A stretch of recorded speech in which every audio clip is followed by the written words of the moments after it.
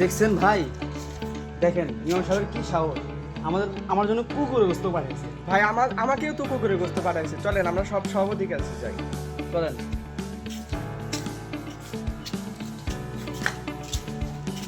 আসসালামু আলাইকুম সভাপতি সাহেব, বাড়িতে আছেন? একটু বাইরে আসুন। ওয়ালাইকুম আসসালাম।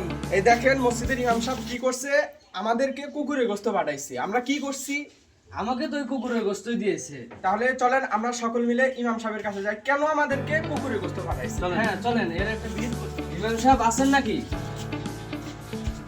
আসসালামু আলাইকুম। ওয়ালাইকুম আসসালাম। কি হয়েছে? আপনি আমাদেরকে কেন কুকুরের গোস্ত পাঠাইছেন? আমরা কি করছি? আমি কুকুরের গোস্ত আপনাকে এই জন্য দিয়েছি, আপনি সুদ খান, ঘুষ খান, আর থেকে কুকুরের গোস্ত খাবেন আপনি। তাহলে আমি তো সুদও খাই না ঘুষও খাই না, তাহলে আমাকে কেন পাঠাইছে?